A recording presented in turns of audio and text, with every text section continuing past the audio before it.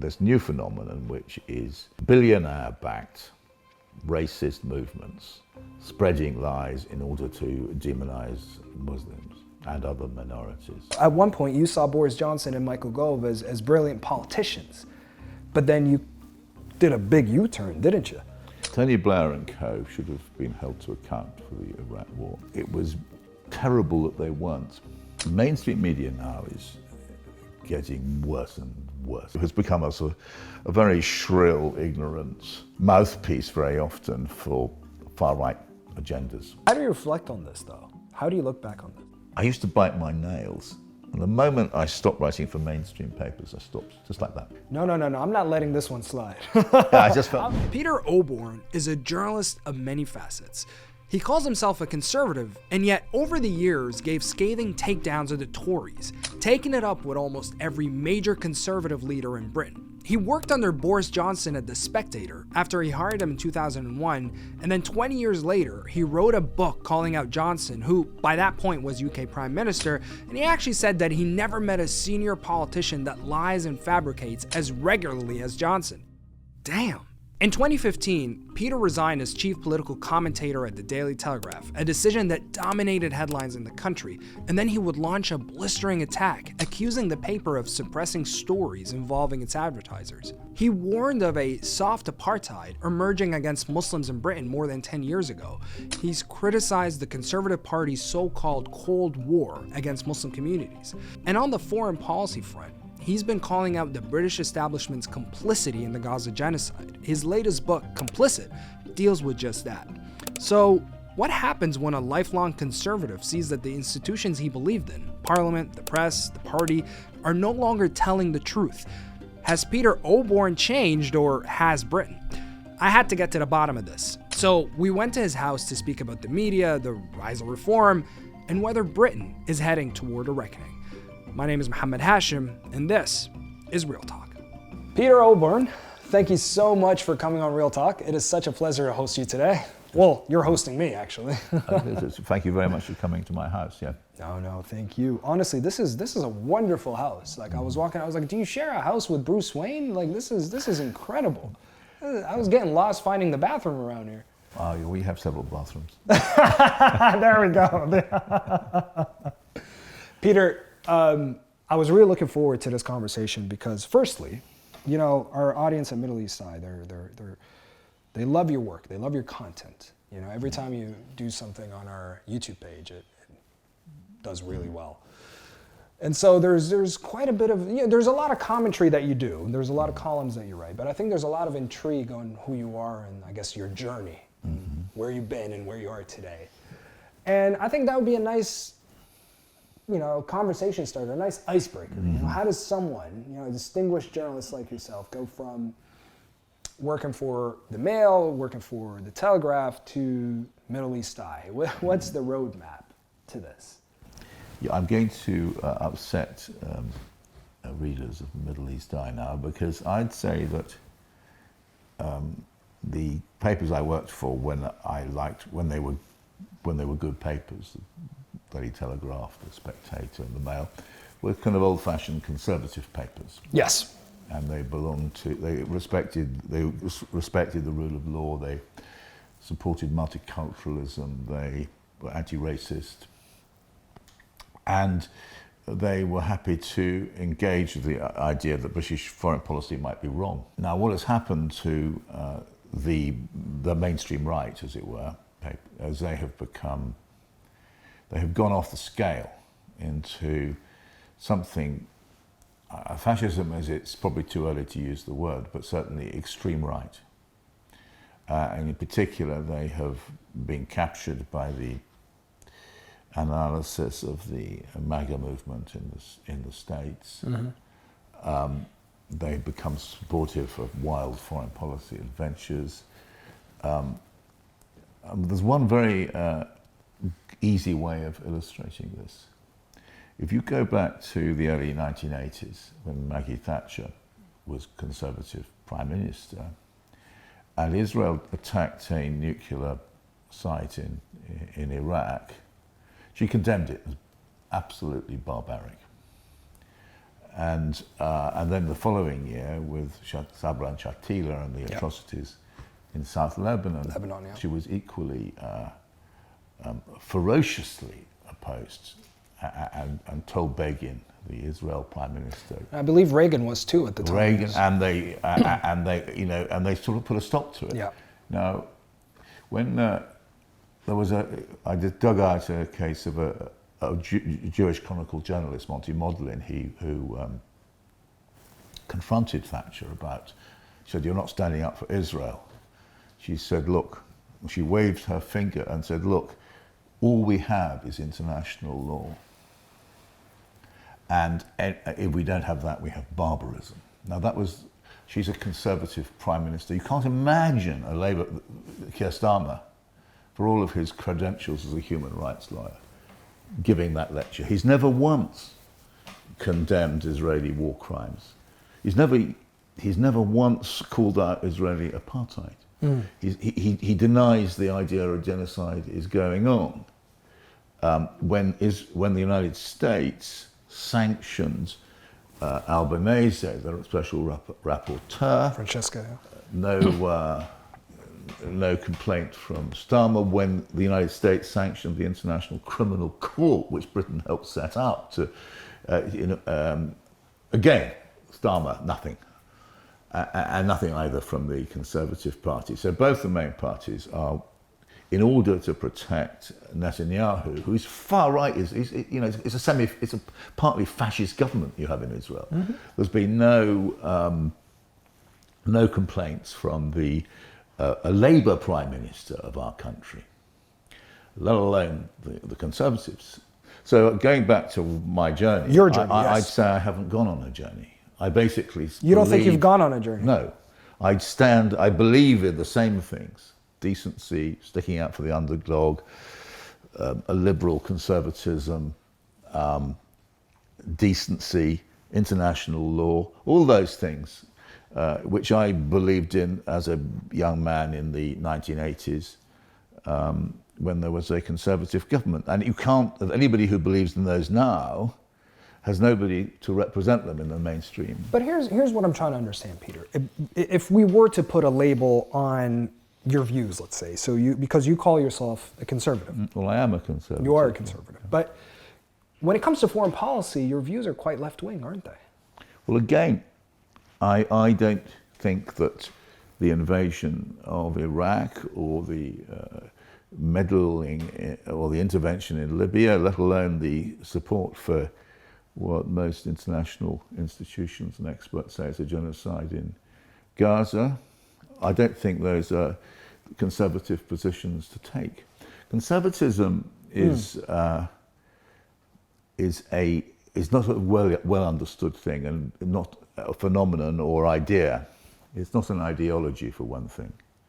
It's a sense. It's almost a position of mind that you are cautious. You look round the corner. You prefer things as they are to as they might be. That does distinguish conservatism from progressivism, but that's because conservatism is wary of the consequences of great actions. That's it. That is, the invasion of Iraq was actually a socialist, a progressive thing to do. You know, Tony Blair was convinced that you're going to make Iraq a liberal democracy. It was the sort of nonsense of that thinking. Was this a watershed moment for you, the Iraq war? It was. It did. It very much. It was the moment when I.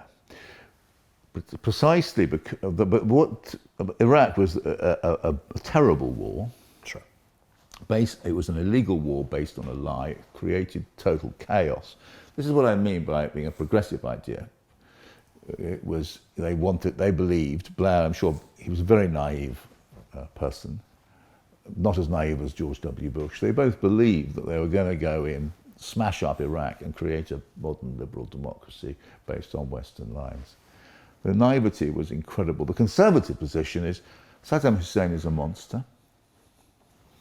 He's done terrible things to the Kurds in the north and in the south, the Shia in the south, but it's not going to be improved by. In fact, we risk creating something much, much worse if we go in and invade. And if we are going to invade, it has to be done legally. Their invasion was illegal, and they ended up creating carnage in Iraq, and also bequeathing the rest of the world, the rest of the Middle East, organizations like ISIS. But when we say it's a watershed moment for you, I mean, what does that mean? I mean, do you remember a particular moment where your views changed? I mean, take me back to that time. Well, as I say, until that moment, I had felt that felt that the conservatism was a sensible way, conservative ideas, not perfect or anything, was a sensible way of governing the country. When you see a British Prime Minister supported by a Conservative Prime Minister, you had the same cross-party coalition over Iraq as you do over Gaza, remember.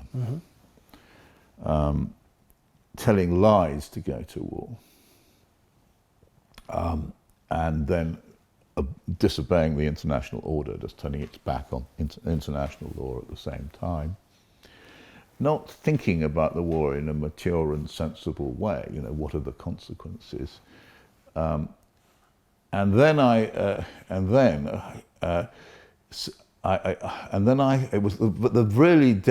two moments when I started to doubt the British state. Yes, that's what I'm looking for. Yeah, was firstly the realization that MI6, which has always had a great deal of respect in Britain. It's supposed to be patriotic, concerned with due process.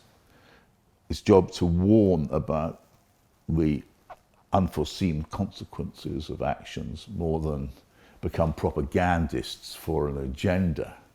And to watch MI6 mistaking its role as to publish lies in order to justify an illegal war, that was a shocking moment.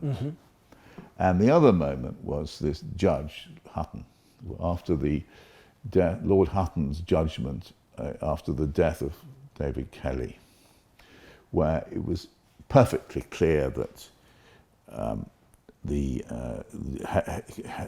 Kelly there were huge questions around Kelly's death to answer, and Hutton's whitewash.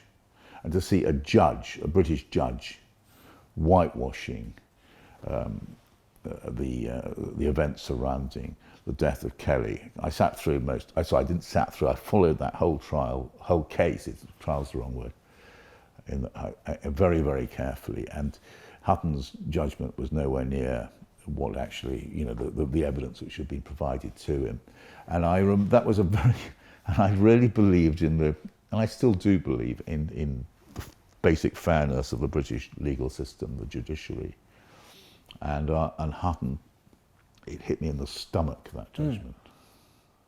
And after that, I lost. That was a turning point, because I lost a lot of my faith and belief in the British establishment.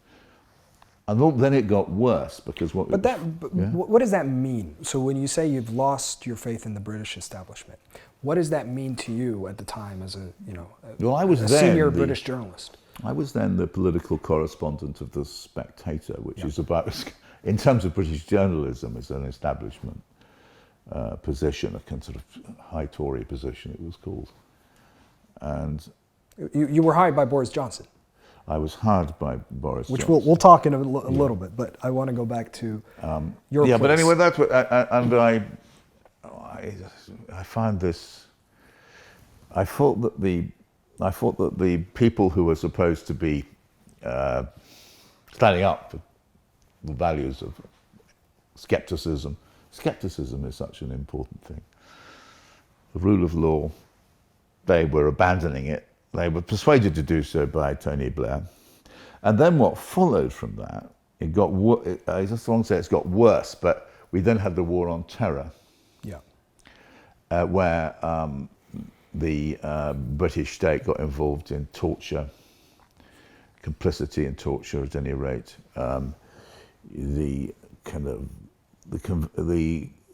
Restate, and suddenly you are turning people who are dissidents into terrorists, you start to create dissidents into terrorists. Yes, they invent this term non-violent extremism, which is the forerunner of what is now happening to Palestinian voices. Yeah. And that is, again, profoundly un-British, because Britain is where you're allowed to dissent. There's a fantastic tradition of dissent, subversion even in our country, but certainly to disagree with the orthodoxy of the day becomes a heretical and extremist position for which you might be locked up. You were mentioning what felt like, I guess, a punch to the gut or a punch to the stomach a few minutes ago. I'm wondering if you continue to think about, or if it still bothers you, that Tony Blair and his other associates didn't face any real consequences for the Iraq War. Yes, they should have. Tony Blair and co. should have been held to account for the Iraq War. And it was terrible that they weren't, because Tony Blair lied his way into this war. And there was and I tried to support an idea that he should have been impeached. And in fact, I convinced Boris Johnson to make that the cover story for The Spectator. And we did that, and we tried to make the argument that by lying the way into the Iraq War, he should be punished. We failed, of course, but the consequences we can see 20 years later, because we now have a British Prime Minister in the shape of Sir Keir Starmer, and of course his predecessor Sunak, who are complicit in what is going to be judged, I should think, a genocide in the International Court of Justice. At which point, they, I hope, will have to face justice. But if Tony Blair and his associates could have been forced to confront the consequences of that illegal action in 2003, we wouldn't have found ourselves where we are now. In fact, there's a direct path which leads from Iraq to Gaza. You're talking about Boris Johnson. I think this is one of the, I guess, fascinating points about you, is that Boris Johnson hired you in 2001 or so for The Spectator. And you seem to have, to think quite highly of him until a particular point. And then you wrote The Assault on Truth, which offered a really scathing overview of Boris Johnson as a prime minister, and other commentary that you provided as well. But I think that's so fascinating about you, is that at one point you saw Boris Johnson and Michael Gove as brilliant politicians, but then you did a big U-turn, didn't you? Well, let's start. I mean, Boris Johnson, working my 4 years at The Spectator with Boris as editor, were fantastic. It was enormous fun. Is it because of him and what? Well, I don't know. I probably enjoyed it. Anyone, but Boris was a very good editor of The Spectator, brilliant even in some ways. Is that where he should have remained? Probably, in retrospect. Probably. Actually, I think it was possible to judge that even at the time. He was quite idle. He was not there all that much, but that was fine, because it was his judgment which was so good. I used to didn't know him before I became Spectator political correspondent, but he'd ring me on every Sunday evening, and we talked for about 5 minutes, and he had this very, very quick brain. He could see, by the time I'd reached a sentence, most news editors or editors are very slow, generally speaking, not always. And you have to spell things out to them, and you have to spell it out again, and they still haven't understood it. Should we name some names? Should we drop some names? No, we're not going to. No, certainly not. But with the case of Boris, he got it all within the first sentence, and he was taking it on. He was very, very smart. And he was also very, this was a multicultural figure, a liberal figure, who tolerated, personally perhaps, for some transgressive figures. And that is a very agreeable form. of liberal conservatism. That's what he. And what I then, you're asking me why I fell out with Boris, or didn't exactly fall out, but he then adapted himself, having gone into politics, from a liberal conservative into an ethno-nationalist. And I started to write articles criticizing him. And one day he rang me up and said, "Well, you've gone off me, haven't you?" Oh, really? Said, yeah. And I said, "Yes." And I said, "Can you explain it?" He didn't even wait for me to. You think I've turned out from being a sort of liberal cosmopolitan into an ethno-nationalist? And I said, yeah, that's exactly what I think. I wrote a piece at one stage saying he was a racist. That was quite early. That was quite sort of. He was becoming a racist, which he did in order to win popular support. And there was a view among some people that because we had been friends as journalists, I should be friendly with him as a politician too. But that isn't right. You just, as a journalist, your job is not to be friends with anybody at all. But isn't that common in the media establishment here in this country? Yeah, yes, it is. It's far too hugga-mugga, the whole thing. Hugga-mugga? Between the journalists. I've never heard that term before. Yeah, they're too close. And they're too cozy, the political and media. In fact, it's almost impossible to distinguish between the two. Very often. And indeed, Gove and Johnson are classic cases. There they were in rising stars in journalism, and then they go into politics, and they bring those alliances with them, and it's stomach churning, actually. Stomach churning, but I guess the other side to that is that others in the establishment would tell you, well, Peter, that's just how the game works. If we're not playing the game by these set of rules, I mean, we're not going to get calls back. We're not going to get access to these politicians, and that's just how the game is. That's how the industry is. What do you say? This is new. This is a new idea, and I can tell you precisely when it started, because Thatcher was never hugga-mugga. She would be polite, and when she was interviewed, she would say "Mr. Humphreys." She wouldn't say "John." But you get criticized because you like Thatcher. No, yeah, but there was a. The politicians and journalists did not get too close. In fact, to be honest with you, journalists were a bit, until the 1960s and 1970s, they would stand up when the Prime Minister went into the room for a press conference. You may be thinking that's too respectful. And this changed and it's very important to understand this because it explains a lot of what's gone wrong in the last 40 years. It changed with the arrival of Peter Mandelson as the chief strategist for the Labour Party in the back end of the 1980s. Peter Mandelson had been a TV producer, and he understood the importance of networks and moral blackmail. So you would be invited into his set. He would share confidences and information, and he would also tell you how brilliant or talented you were.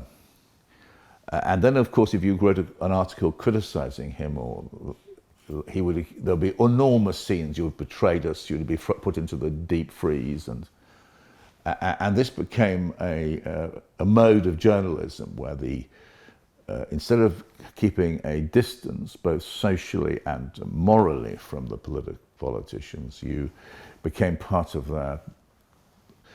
You were weaponized. And Mandelson, who was a very interesting figure, knew how to weaponize a friendship and connection. And now, 40 years later, it's so interesting. Mandelson was a member of the Epstein class. He basically brought money into politics. He wasn't in it for public interest or the public good. He was there to advance himself financially, socially, in every way, and actually to do the bidding of the oligarchs. Now, if you want to look at the catastrophe which has hit British, and not just British, politics, it's that Mandelson Mandelson's career explains it because he hypnotized 3 Labour prime ministers. Hypnotized? Hypnotized. He hypnotized Tony Blair. He hypnotized Gordon Brown. You might want to forget that now, but he did. And he hypnotized... but when you say hypnotized... They thought he was brilliant. They thought he was... He understood some what sort politics... of charm. It was charm. He's an intelligent man. Sure. Analysis, and they offered his explanation of what politics was. They accepted it. So for Mandelson, politics was Rupert Murdoch's a very important person. You have to be on with the Murdochs. Yeah. Perhaps that was a disaster because Murdoch never been a British citizen. He member of the oligarch class. He doesn't have a British interest at heart. It's an extraordinary thing. Britain had a version of the Murdoch as well, Robert Maxwell. Maxwell. You worked for... I very briefly worked for one of his papers, yeah. Yeah, that's my first job in journalism, was for one of Maxwell's papers. And then this is when the interview takes a weird turn. Yeah, was he? No, it's interesting this about... I rather liked Maxwell because he was in... I had hardly any relationship. I spoke to him about 3 weeks before his death. And I got a story. He wanted to buy Pravda. It was the time the Soviet Union was sort of collapsing. And late 80s? Would it? Late 80s, yeah. And he said, I want to buy Pravda. I ran a story of Maxwell wants to buy Pravda. But in fact, he was going down, he was in financial trouble. But he was my first employer. And actually, he was everything a newspaper proprietor should be. He was larger than life. He was colourful. He was open to big ideas. In retrospect, he seems a very different person. But I was a tiny cog in his machine at that point. Going back to Boris Johnson being an employer, this is something that I'm also interested in getting out of you before we move on to something else. But you were saying that you started writing about him once he entered politics. But what do you think happened there? Do you think he changed, or do you think you started changing? No, I don't think I changed. You have to choose between truth and power. Or rather, you don't have to choose, but the choice between... I interpreted the choice between journalism as the choice, truth, and politics as that choice. And all right, so as a journalist, your job is to tell the truth. It might upset people but that's fine. That's fine. It's not personal. And that's what Peter Mandelson was very good at. If you read a story which upset him, it was personal attack. It was personal. He took it personally. No, it's not personal. It's business. And with Boris, he, in order to become prime minister and Tory leader, he realised very quickly that you had to appeal to the far right. He saw the future in that way, or saw a future and helped make it happen. And so he became... I used to talk to him about the European Union, for instance, and he was extraordinarily savvy about it. He was very intelligent. We can't ever leave it because we've always got to have relations. They'd be very complex even if Brexit happened. And he was talking to a grown-up person who was capable of some form of sensible statecraft. What you then got was, in order to become prime minister, he made all kinds of choices which were to appeal to the worst aspects in people's nature, and also the most simplistic politics. Get Brexit done was never a serious idea. You couldn't just get Brexit done, and he didn't. He left it all undone. We're now putting it all back together again very slowly. Just on the get Brexit done, because from my perspective, this is very much an American-style slogan. Mm-hmm. And I think it would be a good question to ask here in the sense of, do you think the rise of far-right rhetoric in American politics has poisoned British politics? Do you think there's a correlation there? I definitely think that the America is destroying British politics. It's been going on it's been going on for quite a long time, by the way. Is the obsession of the many British politicians with the United States. They love they've been to start with. They've always been fascinated by the power of America. And one of the pathetic things has been the way in which they try to turn Britain into a version of America. If you look at the management of the British stage, when we had an empire, it was the foreign affairs was run by the cabinet subcommittee for foreign affairs. Cabinet, that's what.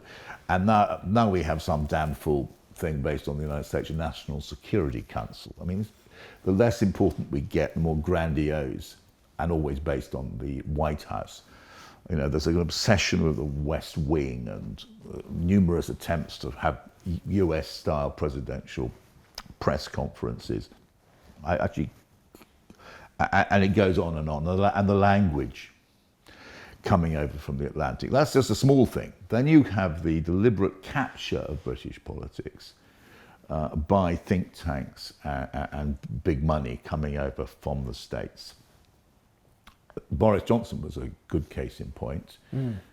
Tony Blair, though, worshipped George W. Bush and everything around him. And curiously, and what they didn't understand, none of these politicians, is that the Americans have a different value system to Britain. And so Blair thought he could join in the Iraq war because that's what America was doing. He didn't think, what's British interest in this, And it's got very much worse ever since 2016, and we're beginning to understand the meta story of the use of big money, really big money, and the billionaires, and in order to capture our public discourse, and it's getting worse and worse with Palantir and with X, and suddenly the entry of really big money into British politics. One of the lovely things about British... Is this a recent phenomenon? Yes. Yeah. It's over one generation. One of the lovely things about British politics was there wasn't much money in it. Mm-hmm. And it was funded by party members, and relatively small donations by business. Mm-hmm. In the case of the Conservative Party, in the case of Labour, by the unions. Now what we have is these massive donors, and they're not giving money to the Labour Party or the Tories because they for public-spirited reasons. They're doing it because they want something in return. But there is a thing I want to get at. So when I moved to the UK in 2020, it was an interesting time. Someone obviously not from here, kind of getting to know the politics, getting to know the place, and it was a time where it seemed like they were going through more prime ministers than James Bonds. But what I noticed for a very short moment was when Queen Elizabeth died. Mm-hmm. I think there was a slight moment where there was almost a reckoning or questioning of who we are, and when I say who we are, as in who we are as the UK, who we are as a country, and where are we? Where do we stand as this island in Western Europe? And then I think that moment of reckoning kind of was overshadowed by the whole Liz Truss fiasco, trying to outlast that lettuce. But do you think that moment has come and gone? Do you think the UK is still needing to go through that moment of reckoning? I rather agree with that it was incredibly powerful when Queen Elizabeth died, wasn't it? It was, she'd been queen for something like 70 years, hasn't she? And I don't know about you, but I went and you could walk past her coughing, and it was about 15 hours. Yeah, you stood in line. I stood in line. You stood in line. And then to kind of watch and you had some wonderful conversations you had on those 15 hours, you know, all sorts of different people who'd come. Some people had come over, a Frenchman had come over from France. See how much you lit up as soon as Queen Elizabeth got mentioned. Your face just completely changed. And and I found this, and you're right, what she stood for ultimately was the idea of, service and duty. And when the reckoning comes, and self-sacrifice was the other thing. I mean, she served in the war as a young, in World War II. I mean, it was not fought, but served in World War II. Now, that is something we've lost entirely in our modern politics. That is the reckoning, is the distinction between what she embodied and what our current politicians do. It's why Starmer's been such a terrible sadness, because he had a wonderful opportunity with his majority to change the discourse about politics and create and just. And it's quite an easy thing to do, to refer back to what politicians, Clement Attlee, the Labour Prime Minister after World War II, or her first Prime Minister, Winston Churchill. They were driven ultimately, and it was a very powerful idea of service. Now, if you look at Truss or as Sunak and co, they're clueless around this. And what you're now seeing, if you look at the language of politicians, it's sort of almost deranged. It's excitable. It's full of foul language. And this is a problem, I think, that we've lost the ability to do the right thing. Yeah, that's what we've lost the ability to do, and for the right reasons. And we've lost the language you need in order to convey explain yourself in those circumstances. Now, I want to go back to focusing on you. If you take me to 2015, when you resigned from the Telegraph, and it was my understanding of it, my research of it shows that this was quite a big moment in British media. It was quite explosive, actually, to put it mildly. Take me to that moment of you resigning from the Telegraph. Well, I tell you what happened. Yes, please do. I had an office at the time somewhere in Gunnersbury. It's on the way to the airport. And Anas Al-Takriti came to visit me. Cordoba Foundation. Yeah. He occasionally did, actually. I thought his work was very interesting. And he was on the way to the airport, and he dropped in, and he told me, we were talking about stuff, and he suddenly said his bank account had been suspended for no reason. Okay. I thought, that's terrible. It should happen. Again, it's a very un-British thing to happen to somebody for no reason. And he asked for a reason. HSBC, the bank, hadn't refused to give it. And so I thought, well, I said to Anas, I'm going to do a story on this. And I looked. And your position was chief political commentator on the Telegraph. At the Telegraph, yes. Yeah. Okay. And so you want to do a story on it? Yeah, and then I looked, and it turned out that a number of other politically prominent Muslims had the same thing that happened to them. Azam Tamimi. It happened also Mohammed Kosba and the Finsbury Park Mosque and various other places. So I put it all together as a story and presented it to the Daily Telegraph. They said they were interested, and time passed, didn't get published. So you already put a piece together. I put a piece. I wrote you it, did the reporting. Okay. A big piece. I interviewed all.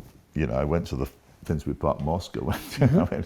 And I did a big piece. And I presented it, and nothing happened.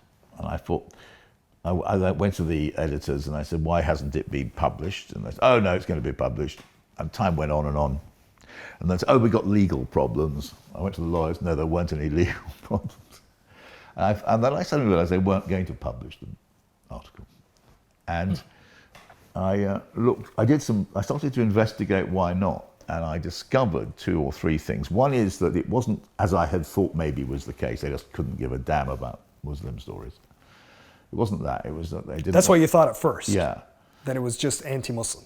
Not anti, or maybe just indifferent. Sure. I wouldn't say anti. Sure. It's just that Muslim their indifference. readers were. Yeah. And but then it turned out that they were worried about upsetting the advertiser, HSBC. And so, and then I did some more research, and there were other stories which weren't being given proper attention because of the same reason that, in effect, the advertising manager of the Daily Telegraph was playing the role, to some extent anyway, of news editor. And at that point, I raised the issue. I went to the Telegraph and said, "Look, I don't think this is a very good idea. I think that you're a newspaper, you don't allow advertisers to run the paper." And eventually, I resigned because they wouldn't act on it. So that reminds me of that. There's that Sinclair quote, Upton Sinclair. It's difficult to get a man to understand something when his salary depends on him not understanding it. Well, I mean, I suppose that it was a decision which came from the top of the paper. It wasn't like the journalists, it was the management. Anyway, I was very glad. I felt quite relaxed about having done that. And then that led you, that moment, again, because I want to ask you about how you're looking back over the last 10 or 11 years so since you resigned, but it was so interesting to go back into the research and see that you basically led this media tirade. You just went, again, you were naming names, you were going off, and it was so interesting seeing that from my perspective, because I wasn't used to seeing you in that light. But then I saw there's that Jeremy Paxman interview where you called this EU official an idiot, which was just funny seeing that. And then there was other contentious interviews where you started naming journalists and accusing so many of being clients of the government, basically. That was the end of my mainstream career, actually, that interview, because it was coming up. I was writing a column for the Daily Mail coming into the 2019 election, and I went to the editor and I said, "I want to write a letter. My column on Boris Johnson is a liar. I keep a record of political lies. I've written 2 books about political lies, and with Johnson in office, the lies are just going up." And first of all, I offered it to the Mail, and they said yes, but then they cancelled it at the last minute, and they wouldn't take it. And then I offered it to the Spectator, and they said no, we're too close to Downing Street. And then I offered it to Channel 4 as a film, and they liked the idea. Boris Johnson is a liar. This is ahead of his being elected to office in 2019, and Channel 4 liked it, and they sent away to get a treatment, and they brought in a production company, and I was told, yes, we're going to run it, subject to the support. This is the green light from the top man who was on holiday that week. But the top man, in holiday in Italy, when he returned from holiday a few days later, he said, no, under no circumstances are we going to make this Dispatches documentary. Now, it is, I think, significant, this, because Johnson's term in office was defined by lying. He eventually had to leave office because he was a liar. And it was stabbed you in the face before he won the 2019 election. And I couldn't get it published anywhere, any mainstream place. And so instead of which, I went to Open Democracy, which did publish it. And then I was invited on Channel 4 News. And then I rather messed up things in a way, because Oh, you see it as you messing up? Well, I said... Because you just came out guns swinging. I said, look, there's a secret here, which is that Boris is a liar. The media won't say it. And then Channel 4 interviewer Christian Guru Murthy said, look, surely not. And I named Laura Kernsberg, the political editor of the BBC. I named Peston, the ITV person. And then I thought to myself, oh dear, if I'm going to name them, I have to mention the fact that I write for the Daily Mail. because But that is a point of criticism against you as well, is that the fact that you were, from some of the criticism I've read is that you were like, they were trying to accuse you as, or paint you in the light of being a hypocrite, basically. Yeah, anyway, I then thought, having named Kearnsberg and Peston, as I mentioned, my own role as a columnist for the Daily Mail, which hadn't taken this piece either. And that was, I got quite a frosty reception from that. Oh, sure. and it became obvious that I'd better part company from the Daily Mail. How do you reflect on this, though? How do you look back on this? Well, do you know, there's a very interesting thing. I used to bite my nails. And the moment I stopped writing for mainstream papers, I stopped, just like that. No, I'm not letting this one slide. I just felt much more relaxed about life, really. Financially, it was disastrous. Sure, and I understand that. Yeah. But can you just unpack this a bit more? What do you mean you stopped being stressed? Well, there's a stress, and I'm sure that, and I felt it, so if you're writing in the mainstream papers, there are things you can say and there are things you can't say, or the things you want to say and the paper doesn't want you to say it. And often, and so you're in that sort of area of often directly haggling with what you can say, or I would be, or and you're writing things which you think don't matter when there are things which you think do matter, and so you're in that territory all the time. I found it. And actually, eventually I found it unbearable. That's what happened and it was Boris Johnson's lies which took it into the open. I mean, caused me finally to part company. If I were to take you back to 2015 onwards, Peter, would you have done things the same way? You don't actually plan these things. These things happen, really. I don't. I think I would. I think in retrospect, I'd have done it sooner as well. Sooner? Yeah. I'm much happier now writing for Middle East Eye and Byline Times. But it's been wonderful writing for Middle East Eye. I feel at ease that I can tell the truth. Yeah? I can write decent, honest journalism, which I think had become impossible in mainstream papers by the time I stopped writing for the Daily Mail, probably a bit before.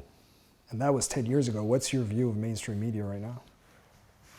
Mainstream media now is getting worse and worse. It's the Telegraph, which I used to love, and was known for the accuracy, was celebrated for the accuracy of its news reporting, the integrity of its journalism. Yes, it was right-wing in its commentary, but it also was able to entertain alternative points of view, has become a very shrill, ignorant mouthpiece very often for far-right agendas.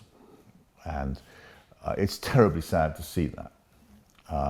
The Times is a bit better, but again, if you look at some of the columnists, they're just rubbish and ignorant and bigoted. It's a terrible sadness that this has happened to British newspapers. 10 years ago, Peter, you gave an interview, I think it was 10, maybe 11 years ago or so. You gave an interview where you said that you believed that there was a soft apartheid against Muslims in this country. That was your view then. What's your view now? Do you believe that that's evolved? It gets worse and worse. It's really frightening now, the scale of the Islamophobia and the weaponization against Muslims. I mean, if you look at the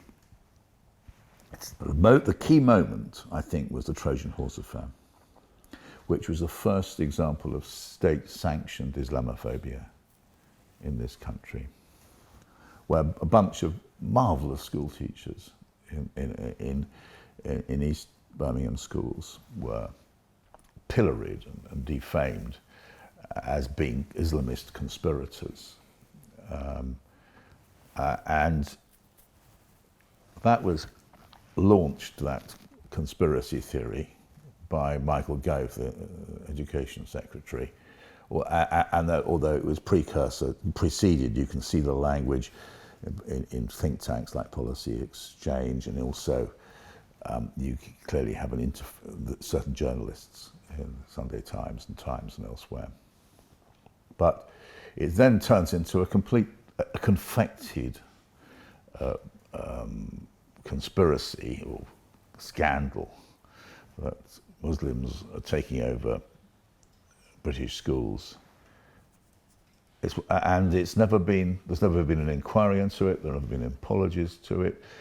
I know some of I've stayed in touch. You've done a lot of reporting on it, as you know, particularly for Middle East Eye. Of course, yeah. And the teachers have had their lives wrecked by it. The injustices have never been remedied. About 3 years ago, the New York Times did a very interesting, of all places, the New York Times did a phenomenal series of podcasts which showed that it was a confection. And the 2 points about that. One is it showed that the British media are incapable of doing that kind of honest reporting. And secondly, it then got a wave of attacks on the New York Times for writing this demolition of the Trojan horse conspiracy theory.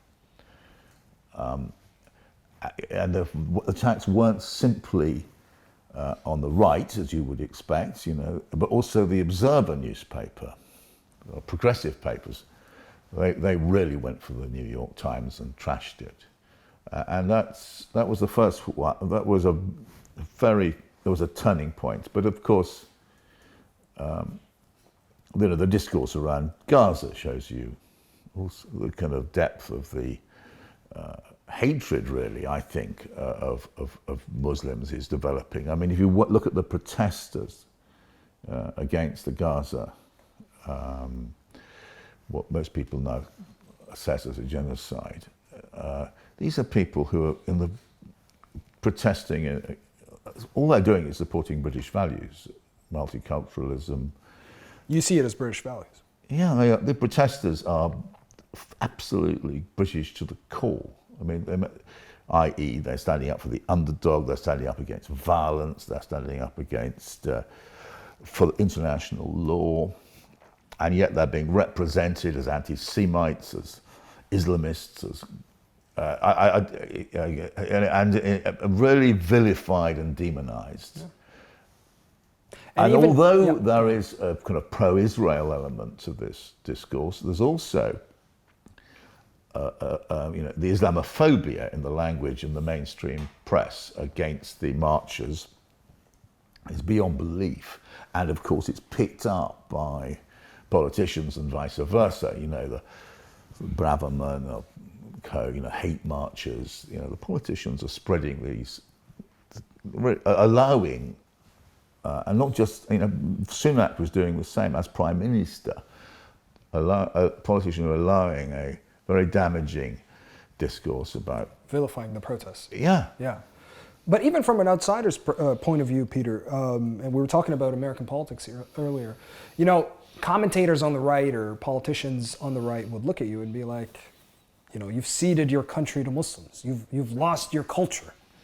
That is what people in America, on the right again, that's how they're using Britain as an example to say, we don't want this to happen in our country. Look what happened to the UK. What do you make of that? The language from America, of course, encourages quite a lot of our own politicians. That's what I'm trying to get at. Yeah. Like Farage and That's Tommy exactly Robbins. And so, by the way, does the UAE. I think it needs to be called out for that. And so Britain is held up as a test case. Now, if you go to Muslim areas in Britain, they're not dangerous. You get a lovely welcome. I mean, it's absolutely noxious discourse. It is what you're seeing in the States it's very reminiscent of the McCarthyite witch hunt from the 50s. Yeah, and it uses the same strategies, the same lies, the same sort of political connections, and so on. And that's come over here. And I mean, Musk, I don't understand how Musk on X is allowed to sort of supply these kind of narratives without being stopped. And yet, any attempt to combat Islamophobia is represented as some form of protecting anti-free speech, and so on. There's an inability to recognise this. And again, one of the tragedies of Starmer was, I hope when he came into office he could combat the blatant Islamophobia of the Conservatives and Reform, but quite the contrary, under the now departed McSweeney, the strategy of Labour actually was to shadow the toxic discourse on the right. What do you believe awaits Muslims in this country if Reform were to come to power? Do you believe Muslims fully grasp?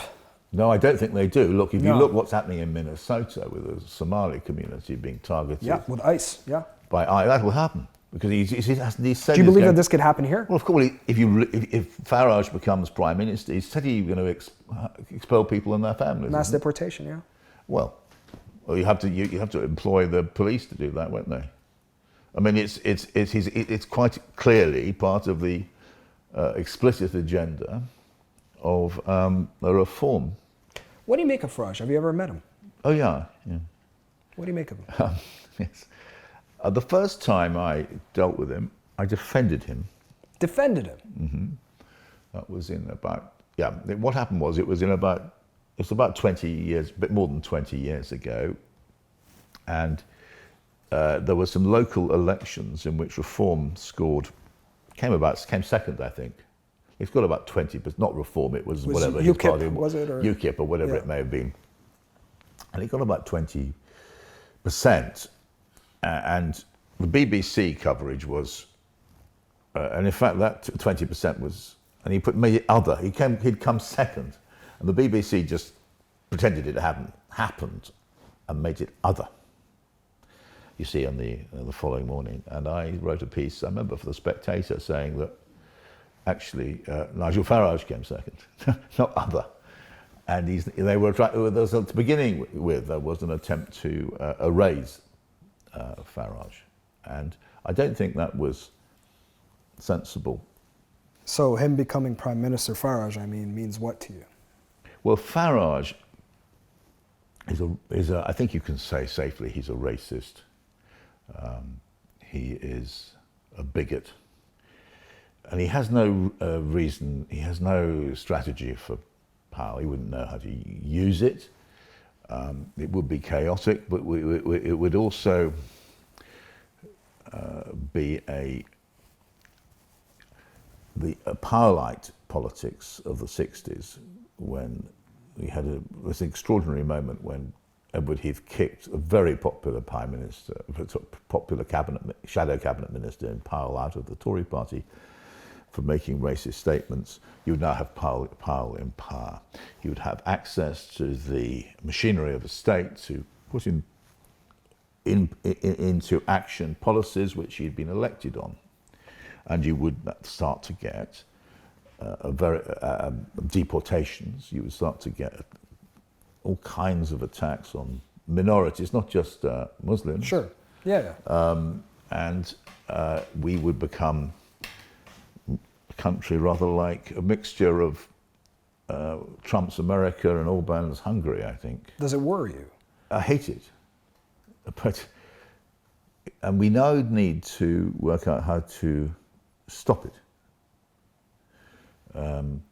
And we will become a different country. We will become, it's very hard to see how we don't become some form of fascist country if Farage. I'm not saying he's a fascist now, it's a term you have to use very carefully, but you would, once he got into power, he would move from one clash to another, one constitutional outrage to another. And the tragedy, again, is that the politicians of the two other main parties have, rather than trying to take on Farage's ideas, they're adopting them. Exactly, yeah. We've seen the defectors from the Tories. It applies to the Tories. Yeah, well, the Tories are being called Diet Coke reform now. something along those lines. Yes, I mean, and the other thing about the Farage is he's financed by big money from, which isn't British money. I mean, he just got 9 million donation from a cryptocurrency trader. Now, they can do a lot with 9 million. You bring in expert pollsters, you target which voters you can use in order and send out messages, and it may well have a profound effect on the upcoming May elections. May well cause Starmer to be in a political crisis. Why are we allowing a cryptocurrency trader to put 9 million quid into a race, to any party, by the way? It is insane. And there's no attempt. Starmer's sort of dim-witted, isn't he? He doesn't understand the danger of this. And the Tories think, I want a touch of that 9 million too. And so we won't confront this new phenomenon, which is billionaire-backed racist movements spreading lies in order to demonize Muslims and other minorities, but mainly Muslims, in fact. How do you believe people can fight it? It's a question. Well, there are certain is it things. imminent? What? Or is it imminent? There are certain things you can do. You can take big donors out of politics. You can bring in. You can insist that only people who pay British tax own British media. You have to stop this sort of filth being projected by American, the new media owned by Musk and so. You'd have to have a politician with courage who can take on the arguments, not just copy them, which is they've done so far. They just provide a slightly more polite version but explain why immigrants are welcome, why Britain is a multicultural country and why it's been a great success. Yes, there are problems, but we're going to deal with that. That kind of discourse is missing. Zach Polanski is the only serious person, and Jeremy Corbyn too, who will make these arguments. Were you impressed at all by how Polanski galvanized a section of society here? But it's so sad that the Labour Party did. Starmer had the opportunity to do that himself, and the killing off of Corbyn was a tragedy. Because it's sent out, it's disposed of the half of the Labour Party. They've had to go elsewhere in order to get their ideas across. You know, I just have a couple questions before we wrap up, Peter, but even though I'm really enjoying this conversation. You've done a lot of reporting on Palestinians. I want to zoom in a bit on the reporting you've done on Palestinian Christians. And you've been to the West Bank, you've been to Jerusalem multiple times. But I want to ask you about if you believe, Christians in the West know about the plight. I mean, I would ask plight of Palestinians in general, but I would actually ask about Palestinian Christians. If Christians in the West know enough about what's happening to them on the ground. Obviously, they don't. I mean, but you've got to distinguish, I think, between Christians in the United States. Evangelicals. Yeah, who are a mass political movement. Sure. And really a form of white supremacism, I think. I think that much. They don't have it. I don't recognize among the Christian Zionist movements I've looked at anything which I read in the Gospels of Jesus Christ. There's no connection between the two. You're a practicing Christian. Yes. Yeah. I go to church most Sundays, and I'm married to a vicar. But in Britain, though, I think the Christians are better. The Christian Zionism is not the force it is, but they're not politically an important movement in the way they are in the States. And it has to be said that the late Archbishop of Canterbury didn't perform well over Gaza at all. He for his refusal to meet Munter Isaac, which he later apologised for, but it showed you where he was coming from, because Munter Isaac had once shared a platform with Jeremy Corbyn or something like that. It was desperate. It was the plight of the plight of Palestinian Christians is really serious. It's like they aren't going to be there in a generation. They are under permanent attack. I traveled around the West Bank, Taibeh, for instance, in the northwest bank, almost in Israel, actually. It's, they're attacked. The old church there, which has been there for ages, they burn it and they attack it. But for someone that's done so much reporting on it, Peter, do you still find anything that surprises you every time you go back? Or every time you do more reporting? Is there anything that shocks you, I should say? Of course, Christians get spat at by Israelis on the streets. I find it's incredibly shocking, or attacked in some cases. Bethlehem, which is where Christ was born, when I was last there, they suddenly announced that there's going to be a settlement at Beit Zahor, which is where the shepherds were told of Christ's birth. That kind of thing is going on now. As a Christian, it's very shocking, and it's because it is worth just reminding people that Bethlehem and Jerusalem are the two places where Christianity started. Christ was born in Bethlehem and he was crucified in Jerusalem. And the lack of respect shown to Christians by the way, and to Muslims and to Palestinians generally, is I think it would shock people if they thought about it. It's not much is made of it as a story. And lastly, before we go, I believe it would be good to plug your most recent book, Complicit. Mm-hmm. Why do you believe it's imperative for viewers and readers to read what you wrote in Complicit? When I was writing the book Complicit, I wrote it here in this house.